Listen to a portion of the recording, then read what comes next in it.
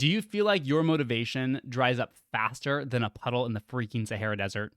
If so, on this episode today, I'm going to give you one simple system that you can use to maintain consistently doing the thing you have to do, whether it's exercise or diet, to get the results you want, even if your motivation has completely evaporated. So stay tuned. Welcome back to another episode of the Optimized for Impact podcast. My name is Joseph, and thank you so much for joining us on today's show. Now, today, what I want to promise you from this episode is I want to share with you a very simple yet powerful strategy that you can use to stay consistent without relying on motivation. So, if you find it difficult to continue to show up, whether it's like to the gym, the new gym membership or the gym membership you restarted, if you're really struggling to stay consistent on your diet, right? Cheat days turn into cheat weeks, a cheat month. You start it, you fall off, and it just feels like you struggle to stay doing the thing that you know you want to do or feel like you should do because you just lose motivation. You just don't feel like it. You wake up and just, you groan inside of you, right? Like, I don't want to do this. That's super common. And today, I want to give you a strategy that you can use to maintain consistency, keep doing the thing that you want to do without having to rely on motivation, whether motivation is there or not. And so, why is this important? Well, as we just kind of talked about, consistency is the thing that drives results. Consistency, action, is what creates change. Action drives results. And this is just like the Grand Canyon. So whenever I think about consistency, I think about the Grand Canyon. It wasn't formed in a day. It's this incredible, monumental, world-changing feature of nature, and it's there because day in and day out, a river flowed through it. It slowly eroded to what is now like one of the, I guess it is the biggest canyon in the world. Shows how much I know about geography. It's created the biggest canyon in the world from day in and day out consistency. So we all know that consistency is what is important, is what creates change. And we want to make sure that we can stay consistent doing the things that we want to do so we can become the person we wish to become and get the results we want to create in health, business, life, etc. And here's the thing, motivation is a powerful, powerful forces for change. We've all felt it, whether it's, all the stuff you do if you like have a crush on someone or you fall in love with someone, you do crazy things because you're motivated. You really, really, really want to engage with that person, right? You want to connect with that person. You want to impress them. And when you're motivated, you do anything it takes to get what you want, right? I'm grinning. This is like my crush face. I'm thinking about my recent crush and just all the stuff that I did, right? To try to stand out to her, right? And so that's awesome. And motivation is super, super powerful. And we can leverage that, but it's fickle. It comes and it goes. And that's the nature of motivation. And so if you want to create change, if you want to create something that lasts, like the Grand Canyon, we know we have to develop this erosion like consistency where day in and day out, even if we don't feel motivated, we still show up to do the things most days that we need to do in order to get results. And so in order to be able to do this, in order to be able to learn how to take action and set ourselves up for success, set ourselves up so that we take action, even if we don't really feel like it, we need a strategy. We need a system which will allow us to do just this. Now, here's the system that I want to introduce you today. It's called implementation intentions. Now, I first heard about this reading James Clear's book, Atomic Habits. Highly recommend. And so in that book, he didn't create it, but he talks about it. In that book, an implementation intention is a clear plan. It's a clear action plan for taking just one specific action. That's it. And so in the implementation intention, it has a few parts. It's a statement that you write out or just think out that has a few crucial parts. And that is what, it's when, it's where, and sometimes how much. So before we explain how that works, and I give you some examples, I want to first talk about a study that shows why this implementation intention is such a powerful tool you can use to get results, stay consistent, even if you don't feel motivated. So, in this study, this was done, I believe, in Great Britain. I'll link the study in the show notes back in the early 2000s. And they wanted to test what matters more. Is it motivation or is it strategy? And so they took a group of people and they divided them into three groups. One was a control group, one was a motivation group, and one was a motivation plus implementation intention group. So here's what they did. In the control group, the people put into that group, they just asked them to track how much they exercised each week. That was it. They were on their own, track how much exercise you did, and let us know. Now, in the motivation group, they also asked them to track how much exercise they did each week, but they also gave them reading materials, handouts, and a presentation on the benefits of exercise. They kind of hyped them up. They gave them this little like hype thing, like exercise is going to make you feel amazing. It's going to help you live longer, right? It's going to increase your life expectancy. It's going to help save you from all these diseases which are killing Americans, like heart disease, all these things, right? To really get people motivated, like you should exercise. And that was the motivation group. So they tracked their exercise as well as they got a little pep talk, a little motivation presentation. Now, the third group, the implementation intention group, this group, they did the same things as the other two groups. They asked them to track how much they exercised. They also attended that motivation kind of pep talk presentation, but they also had this group formulate an implementation plan. And this is an example of the plan that they wrote out for the study. It goes as this. During the week, I, being the participant, will partake in at least 20 minutes of vigorous exercise on a day, at a time, in a place. They had the individuals fill out the day, the time, and the place that they would partake in that 20 minutes of exercise. Okay, and so then they tested them for 2 weeks. The control group, the motivation only group, and the motivation plus the implementation group. And here were the results. The first and second group, so the motivation and the control group, between those two groups, the difference between the exercise, the amount that those individuals exercised at least once per week, or the likelihood that they exercised at least once per week, was 35 to 38%. So, of those two groups, right, the motivation group and the group that was told nothing other than track your exercise, only 35 to 38% of those people exercise at least once a week. But the third group, the group who got the motivation pep talk, but also had the implementation intention, they wrote out that clear plan, they were 91%, or 91% of that group exercised at least once per week. Okay, so that was more than double the normal rate. And so this study showed some interesting things. It showed that the group who received the motivation, the talk that was supposed to increase their motivation, get them motivated, and the group who received nothing had basically the same exact rates of whether or not they took action. Okay, but the group who they went one step further and helped them develop a very clear, specific plan with the implementation action, they were more than double as likely to take the action to exercise. That's incredible. 35 to 38% versus 91% success rate. And so what this shows is that motivation is an unreliable thing to rely on to help you consistently take actions day in and day out.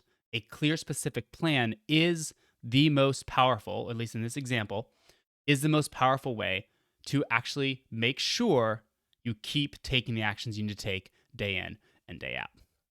And so the basic formula, let's talk about the implementation and the implementation intention, because this is the thing that I want you to walk away from today, knowing exactly how to do. Here's the basic formula. It goes like this. I will do an action at a specific time in a specific location. And so this covers the three main things that you should always have laid out anytime you want to create a new action. And that is what you're doing, when you're doing it, and where you're doing it. Those are the three most important things to have in that implementation intention. So here's an example. Let's say you also want to exercise more. And so here's what I would write out. I will go to the 5:30 p.m. Orange Theory Fitness class on Mondays, Wednesdays, and Fridays this week. And so in that statement, we have a couple things. We have what? What are they going to do? What's the behavior? It's the Orange Theory Fitness class. You have a when. It's the time. It's going to be 5:30 p.m. on Mondays, Wednesdays, and Fridays. So you have both the specific days and the specific time you're going to go to that class. And then the where in this example is included in the location of the gym, which is the Orange Theory Fitness gym that you have a membership with. And so now this is very specific. This gives your brain a very specific plan to latch onto and to begin to subconsciously move you towards and get you to subconsciously essentially commit to and build into your schedule and routine, whether that is like you're physically putting it on your calendar or you're subconsciously beginning to place those events into your life as future actions that you will do. The specificity and the clarity is the secret there. When things are subjective and relative, it doesn't give your brain anything specific to really be able to hold on to actually be able to tell you when to take an action and what to do. So for example, with that Orange Theory Fitness, if I just said, I want to work out 3 times a week, that's good. That's something. It's better than just saying like, I need to work out more. It's a little bit more specific. But saying I need to work out 3 times a week, your brain, your subconscious has no, your conscious or subconscious has no way to like plan into when are we going to take that action? When are we going to deviate from our norm and do these things that we want to do? But when you get specific, when you include what you're going to do, it's that Orange Theory Fitness workout, where you're going to do it, when you're going to do it, all of a sudden now you have something you can latch onto in your mind, and that will make you much more likely to actually do the behaviors. So here's how I want you to be able to use this moving forward. Here's the 4 steps to building and using implementation intentions. The first step is pick an action that you want to do. This is your what. Then I want you to write out the implementation intention for that action. And then place reminders, whether it's the card that you wrote your implementation action out on, your what, your when, and your where. Or it could be a reminder on your phone, reminder anywheres, and put it somewhere you'll see. Okay, so you pick the action, you wrote out the implementation intention, and now you're placing reminders. You're putting that intention somewhere you will be constantly reminded of it to keep giving your brain reminders. And then the 4th step is just try it and see how it goes. Sometimes even the best implementation plan you come up with may not really work for you. It may not end up working into your schedule. It may not be practical. Things may come up, and that's okay. The goal is to refine things. So once you have a plan, test it. See how it works. If it works, great, perfect. If you like it, great. Make it a part of your routine. Build that into your life. That's awesome. But if it doesn't work, if you still, like if you hit that 5:30, but like, oh, I forgot I hadn't take the kids to volleyball practice, okay, great. You just found out that you need to tweak your plan, and that's okay if you don't take actions because you need to tweak it to make it work better, right? That's common sense, but it goes without saying. A lot of times, some people will set the action. If they don't do it, they're like, oh, I failed, and oh, that's it. No. Any type of new action is meant to be tested, refined, and tweaked. That's how it works. So here's how you do this. Pick the thing you want to do, whether it's a diet, whether it's some type of like sleep behavior. You want to sleep more. It could be anything. I'll give an example here of the way I did this last year. Pick the action, write out the implementation. Find your what, specify your what, your where, and your when. Place reminders, put it where you can see it, and then test it, see how it goes, and refine it as you move forward. Okay, so here's how I use this. This is how I discovered this. When I read the James Clear's book, Atomic Habits, I was in a point where I was not feeling a ton of motivation to do the regular exercise I was doing. Typically, I'd done a lot of high intensity CrossFit stuff, a bunch of Olympic lifting, a bunch of basic weightlifting, and was just feeling a little burned out. I was in a period of life where there were a lot of psychological stresses and demands being placed on me, and I just didn't have the normal motivation I had to go work out. And so I needed to find something to get myself moving. And I decided on walking. So here's what I did. I was like, okay, what's the behavior going to be? What's step one? And I decided, you know what, even if I'm tired, even if I'm stressed, even if I don't feel like lifting or I don't feel like a high intensity exercise because I'm just stressed out of my mind, what's something I know I can do? And I was like, well, I can always walk. I can go outside and walk. Perfect. There's my thing. Okay, so that was my what. And then, okay, well, when? When am I going to go for a walk? What makes the most sense in my day? What's something I can depend on? And I decided after breakfast. I work from home. And so for me, I get to control my schedule to that extent, which is very nice. But I decided that after breakfast was a time that I always knew I could walk out the door. And then where was I going to walk? Well, I picked out a loop in my neighborhood. Out my front door, do the loop, come back. And then I did a bonus step of how much. Now, in our previous example of Orange Theory Fitness, the class period, probably an hour long, helped determine how much you were going to do. In this case, though, walking, that's up to me. And so I wanted to specify how much just so I had something that I knew I was going to commit to. So I decided I was going to walk for at least 10 minutes. That was it. That was how much. So I picked my what, it was walking. I picked when, directly after breakfast, when I put my plate in the dishwasher was when I would walk out the front door. And then where, I knew exactly where I was going, the loop I'd picked out around my block, and I knew that I would walk for at least 10 minutes. Boom. That was my implementation intention. Wrote it out, set it on my desk, and began to do it every single day. And here are the results. Now, about a year later, I started this about a year ago now, to date, and this is something I now do at least once every single day. It has become a part of my life. And walking, regular walking, honestly, is the single greatest health habit or behavior that I've really picked up in the last 5 years. It's absolutely transformed, and this sounds a little hype, but it's true. It has absolutely transformed my mental health, my stress levels. It's given me a time to process and do some creative thinking. It allows me to get exercise, get moving, get outside, get sunshine, get fresh air. All these incredible things from this simple little health behavior that I worked into my day with a implementation intention. So hopefully that helps. Hopefully that is a great example. To wrap the show up, implementation intentions are the best thing you can do, the best thing you can use. It is a system you can use to continue to take the actions you want to take, even if motivation is not there, even if motivation has completely dried up and is gone. The cool thing about these is that you can use them in more than just health. In a later podcast, I'll share how I've used this in my business. And man, oh man, has it worked.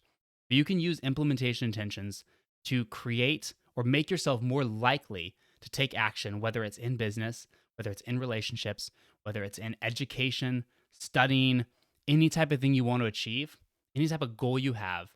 You can use an implementation intention to break down the actions you need to take to reach that goal, and it makes you much more likely to take those actions and much more likely to get to the goal. That is the magic of this system. This framework, as I've mentioned, has absolutely benefited me in business and health in life.